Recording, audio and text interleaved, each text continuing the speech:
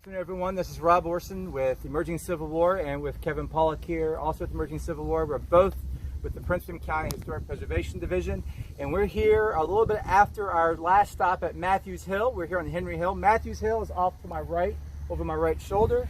The cameraman is showing you Matthews Hill right now. That is where the battle on July 21st here at Manassas will open up, there on Matthews Hill.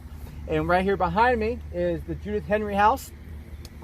That's what it's called today, but really this house is built after the battle. The Judith Henry House was really a 1.5 story structure at the time of the war, destroyed by the battle and the camps that took place here after the battle. The soldiers used the home for anything you could use wood and brick for a campsite.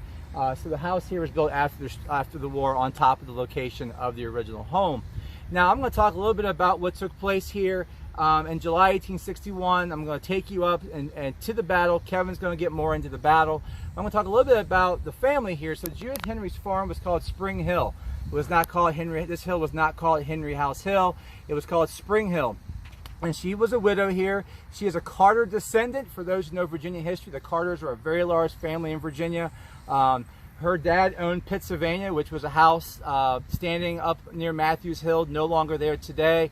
So off to my left and your right would have been the farm of James Robinson, locally known as Gentleman Jim. So James Robinson's a very interesting story.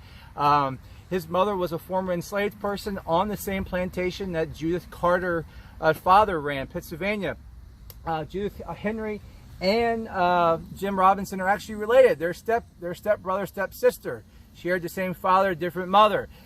Which made things very interesting here, but that was not uncommon at that time. Another great thing about Jim Robinson, he was a free black, and he was a very productive, had a large farm, very wealthy for that time period for an African American here in Prince William County. When you look at the agricultural tax records here, his farm is actually worth more money than Judith Henry's farm. So they are actually both here on the battlefield in July of 1861. And I'm sure they had very different opinions about what was taking place here. But Mrs. Henry here has a very sad story. Kevin, as I said, will get into the battle, but she is actually in the home, pretty elderly when the battle opens up. Her family tries to take her out of the house, actually down this old road bed. You can still see the road here, laying down the Sudley Road from the house. They get somewhat down the road. The battle becomes more intense. The armies are coming up onto Henry House Hill. They will take her back into the home here, and where she will suffer a mortal wound from artillery fire from Ricketts Battery, which is actually behind the camera here. Confederate sharpshooters had set up inside the house.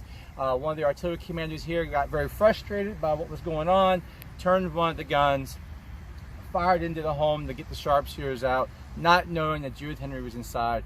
She would die as a result. And today she is buried just outside the door there of the reconstructed house, the only civilian casualty here at the Battle of Bull Run, First Manassas. Now to get more into the battle here, Kevin's going to talk about some of the crazy action here. It's a very confused, Kevin's going to do a great job clarifying all of the confusion here on the hill. Very much a back and forth seesaw action. So Kevin? Yeah, this is definitely one of the most confusing actions probably of the entire Civil War, and I would also say one of the most violent, even though it's so early on in the war. And of course, by later comparisons, the Battle of First Manassas, a number of troops involved in the casualties really pale in comparison to later battles of the Civil War. But nonetheless, this is the iconic place when people think of Manassas and Henry Hill and the fighting here. So following the Federal victory on Matthews Hill, about a mile north of Henry Hill, about 11:30, a little bit before noon on July 21st, Irvin McDowell was present with the victorious Federal troops. They had driven the Confederates off of Matthews Hill back here to Henry Hill, and McDowell rode amongst his troops yelling, "Victory, victory, victory is ours." He paused for about 2 hours to gather up the remnants of that flanking column, which was strung out, 13,000 men strung out for miles, coalesce his forces at the Sudley Road, Warrenton Turnpike intersection, around that intersection, and then by 2 p.m., McDowell decided, or perhaps believed, that it wasn't going to take much to drive this meager Confederate force that he believed was in his front here on Henry Hill. It wasn't going to take much to drive them off the battlefield and proclaim final victory for the Union Army here at Manassas. So he sent up 11 guns, under the command of James Ricketts and Charles Griffin. Griffin's guns deployed to your left, north of the Henry House. Ricketts' 6 guns deployed between where we are standing just south of the Henry House and the modern visitor center. Those guns, most of them, not all of them, were rifled, but they faced just across a very short field of fire in front of the camera behind me. You might be able to see that line of Confederate guns. Stonewall Jackson, soon to become known as Stonewall Jackson, had positioned 13 guns there, and this artillery duel ensued back and forth across Henry Hill.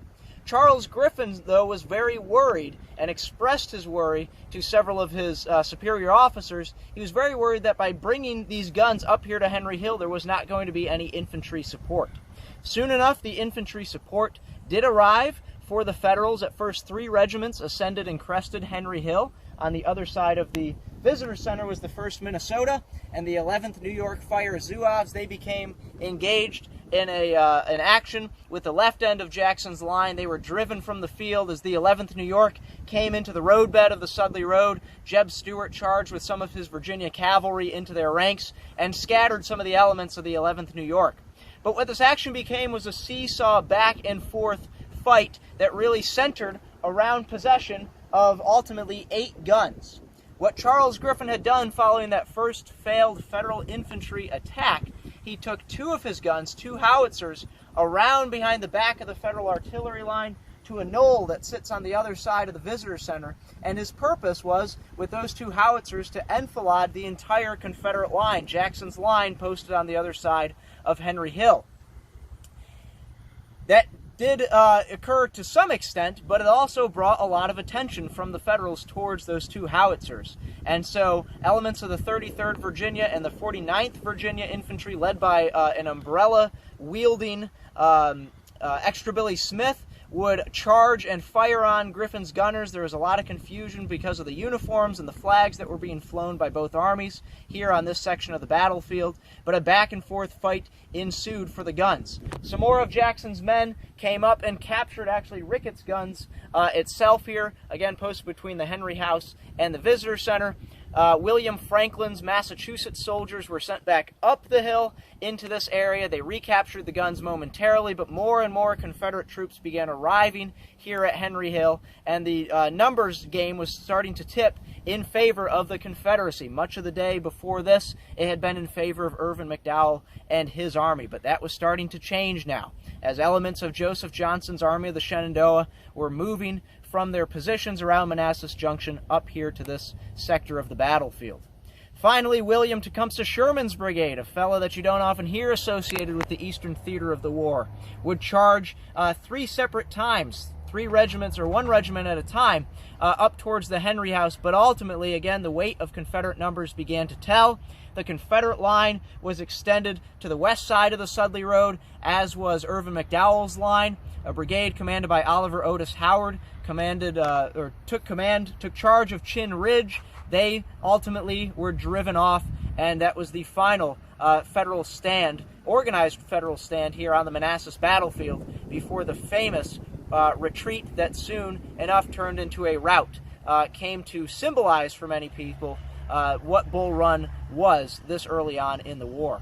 All told, by the end of July 21st, as Rob mentioned, Mrs. Henry's farm was torn to shreds. The farmhouse was in very, very rough shape. Mrs. Henry was dead, and people truly now began to experience the horrors of war and see what the aftermath of a battle was like.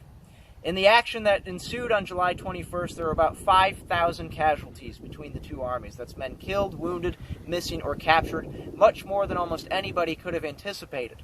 So to find out what happened to some of those casualties, especially the Confederate casualties, join us tomorrow, where we'll be broadcasting from Ben Lomond Historic Site, one of the many field hospitals that was established here around the Manassas battlefield to deal with these thousands of wounded soldiers. So on behalf of myself and Rob Orrison, this has been Emerging Civil War, signing off on the 158th anniversary of the First Battle of Manassas.